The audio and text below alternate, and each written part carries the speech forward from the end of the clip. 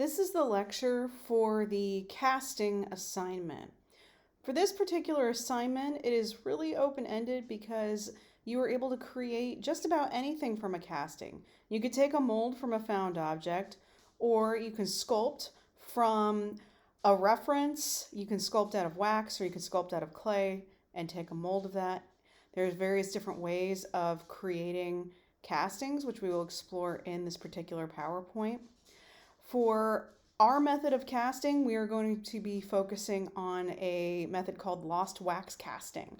And what happens with lost wax casting is you create a wax positive in that material, and then once you are finished creating your casting, you will coat it in either like a sand or an investment like material, which will create a casing around the mold, and then the wax will be burnt out and a new material will be poured in.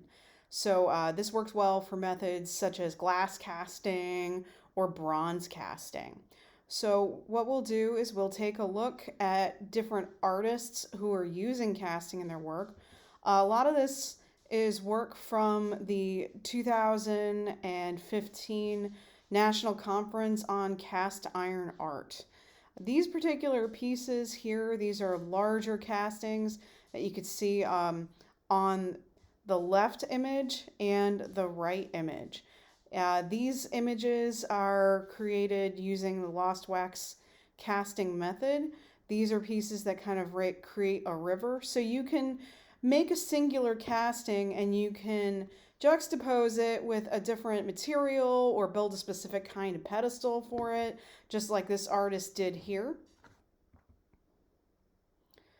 With casting, you can create just about anything. This artist chose to create a casting of a face.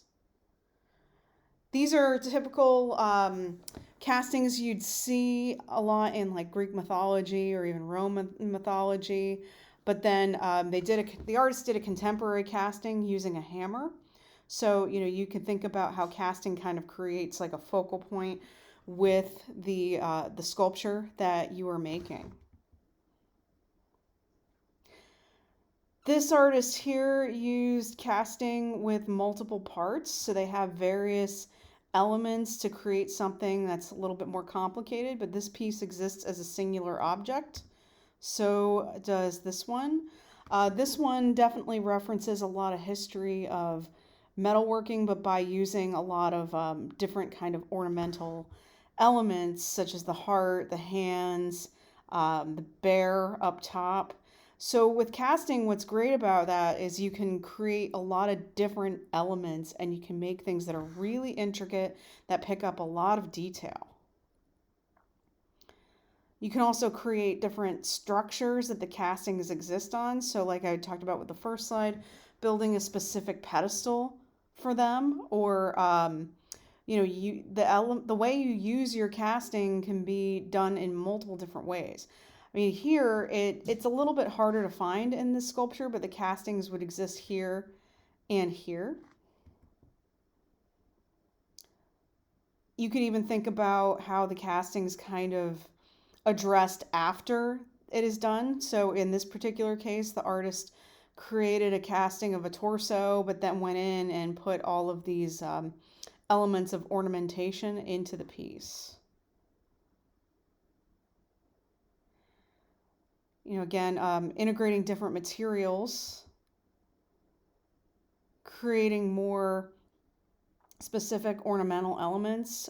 With casting, what's great is you can pick up really good detail because the mold material that hugs the wax for the lost wax casting will pick up everything that you make in the wax. So it's essential that when you feel like your piece is completed, it's totally clean up because it will even pick up something as minute as fingerprints.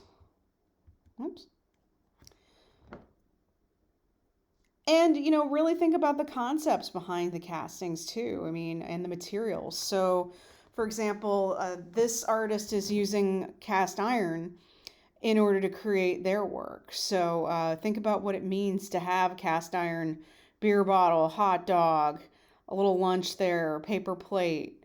What does it mean to take mundane objects and put them in a really industrial, robust material.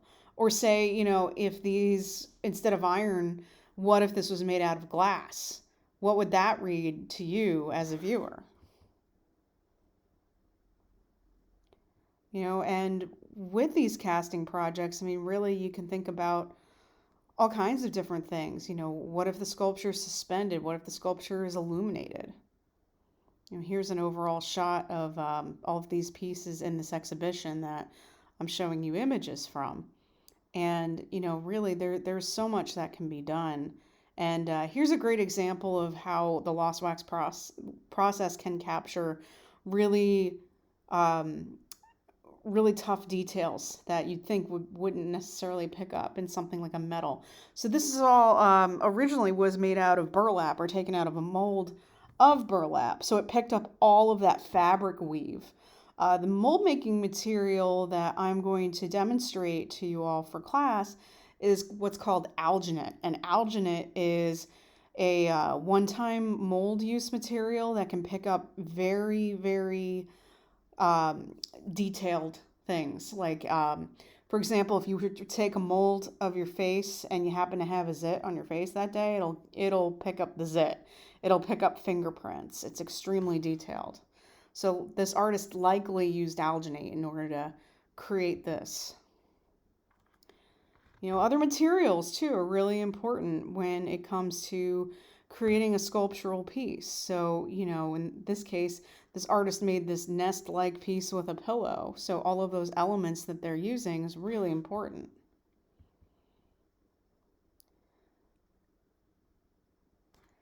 This artist is using a lot of feminist themes with the work, being silenced or, elements of horror to create these particular pieces.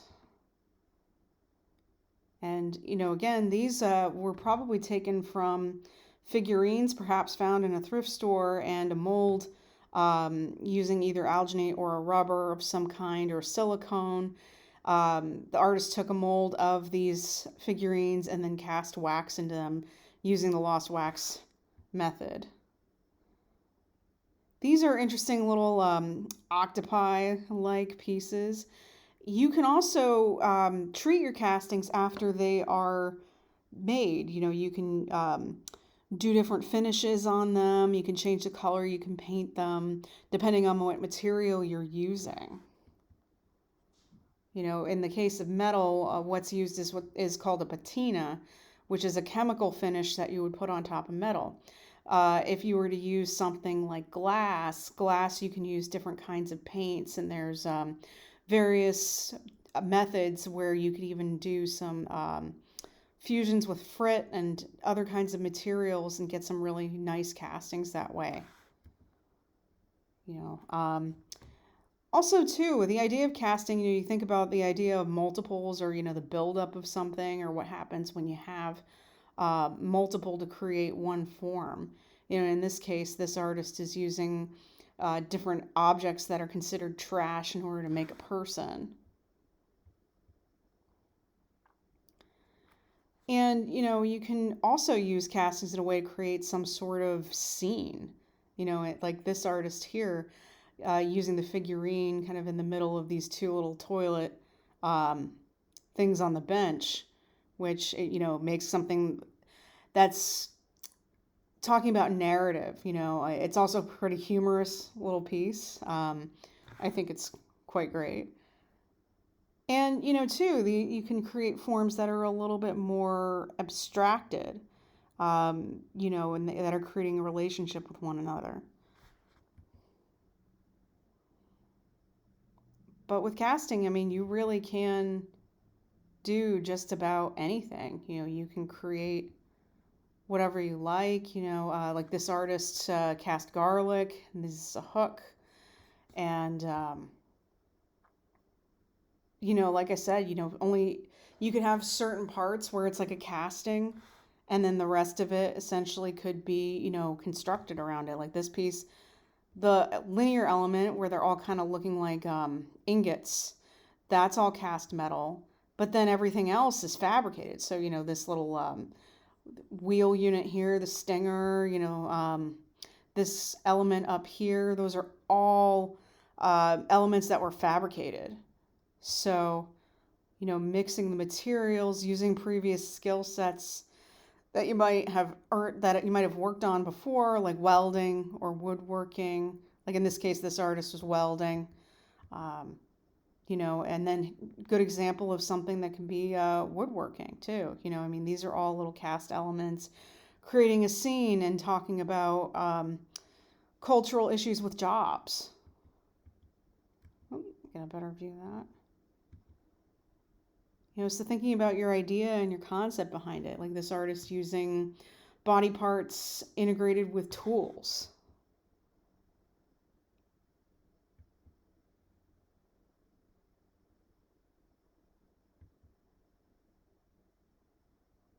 And you can, like I said, create just about anything. Um, you could even create things where they're just kind of assembled together to make, a larger sculptural unit like this. Bringing in other materials again. This one simply is a book, and the elements that are cast are the bookends here.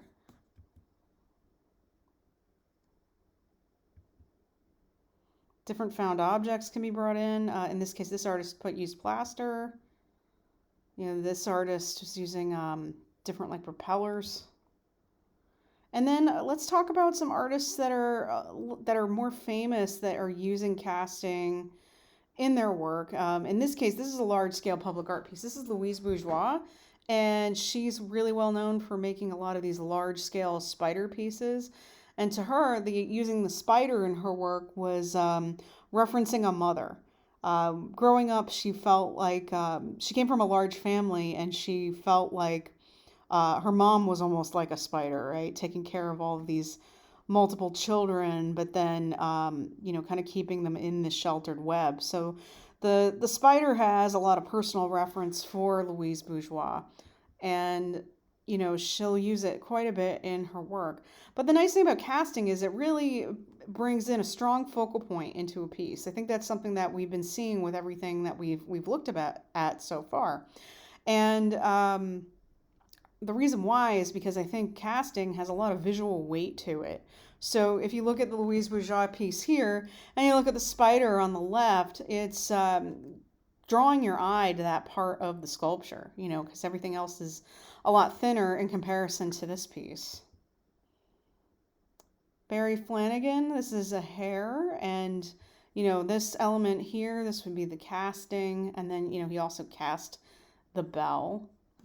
So again, like thinking about the idea behind the piece, potentially like how you can use things such as color to really emphasize what you're going for. He does a lot of these kind of quirky hair pieces that are mainly public artworks, and a lot of these animals.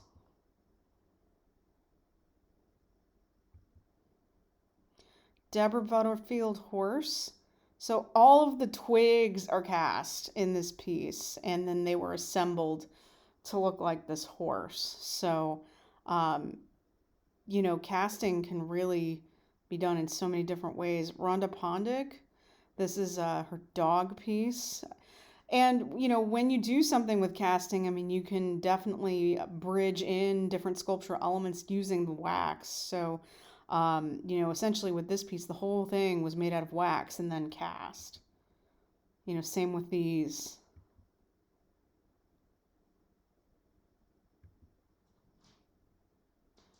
Another example, someone using more figurative sculpture.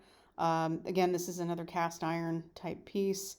These previous ones we looked at were a mixture of like bronze and aluminum. Here's another one of his piece. He does a lot of fusions with the body and different animals. So a lot of them are kind of like crude and quirky. And then we have Sandra Shannonhouse, and she is very similar to the artist we looked at, that Deborah Butterfield horse, where she's taking these elements that are cast and she's kind of assembling them together to make like these larger kind of wood-like pieces. And here's a couple more examples of her work. She kind of tends to do these public art pieces that kind of have this weave in and out of one another with the way she's using the casting. A lot of thin and thicker elements. This image is a little bit blurry, but this is another one of hers called The Witches. Another artist using casting in kind of like a quirky, cartoonish way. This is Tom Otterness. He typically does a lot of work in bronze, but this is all, again, done with the lost wax method. So you can see how his ideas are kind of like cartoon-like, funny, but then they're a little crude as well. You can see some Tom Otterness work over in New York City on the L train stop. It's the final stop on the L train before you hit Brooklyn coming from Manhattan. So he's got a lot of these kind of around, He's pretty famous in the public art world. I'm just going to flip through all these since he has several. So his pieces are quirky and cartoon-like, but then also a little bit dark, too. Marilyn Lawshare, The Bed and Breakfast. So, she's using casting by showing a narrative, kind of referencing like the Three Little Bears here, the fairy tale. Robert Graham, another example. Again, this one's a little bit more in the public art realms, a large scale. Another one that's large scale. Stephen DeStabler, using casting in more of an abstract manner, but also referencing the body. Manuel Neri, figures. So, again, you can do a lot of figurative type work. Judith Shea Better. She's doing figurative work, but then she's kind of abstracting the body by only showing portions of it. With like these larger pieces that she's got going on here. Bella Friedman. Again, this all done lost wax. And, here's a larger piece by Ed Kindholtz. A little bit more of a narrative. It takes a lot more of an investigation to kind of see what all is going on here. But he's got this woodland scene. So you can also think about like where your castings are installed. Are they meant to be in the gallery, or, are they meant to be in public somewhere or in the woods? So you can think about the site of where your castings live too. Jim Dine, another example. Nancy Graves. This one's a lot more of a complicated narrative using various elements of casting to create like a larger sculptural form. John Buck, kind of similar to Nancy Graves and creating these like really complicated type sculptures. And you can think about scale too with these. I mean, like Terry Allen making a leaf that would normally be a smaller size, about the size of your hand, to something extremely large, which is a very interesting approach. And this piece is also installed in a park in public. Ming Fei, Ginkgo Berry, and this particular artist using glass, cast glass is really great. You can get some really beautiful looking castings that way. Magdalena Abakanowitz, in this case, she's using larger forms of casting, which would be considered sand molds. And then, here's a couple more in the public art realm. So this piece here, this would be the cast element. Everything else would be carved out of stone. Anaphorix, ideal forms. These are all different leaves. And then they turn into this handle-like piece that hangs on a wall. Linda Banglis, storm patterns. So, a lot of these are supposed to be like cloud-like forms, all in cast bronze. And then this is another public art piece by Brower Hatcher. Cast elements are in the above part in the net-like area of the sculpture. David Bates, Seated Man. So, again, the casting elements are a little bit smaller and more subdued. So they're in various parts of the sculpture here. Jean Summers. These, she used cast elements here on this one, whereas the other ones are more fabricated, so they would be welded. Kiki Smith uses a lot of casting in her sculptural work. So she creates a lot of narratives using forest creatures or witches. She has a background in pagan mythologies, so she will reference that quite a bit in her work. Like here too, she'll often have a lot of animals birthing women in her pieces. A lot of relationships with women and animals. Magdalena Abakanowitz again, she does a lot of cast work with figures. She'll often make like these memorial-like figures that would be kind of installed in nature or in public, or create crowds. So these are like bronze figures. Bruce Beasley, using casting in more of an abstracted way. Two different examples here. Here's him in his studio. Lucky Duck, wish I had a studio like that. Tom Sachs, Weeping Kitty, using casting in a large scale way. So this is an actual functional fountain. Yep, here it is in Paris. And that is the end of the presentation. So yeah, with casting, really the sky is the limit. Really think about your idea and how important the casting is as your focal point for your sculpture project.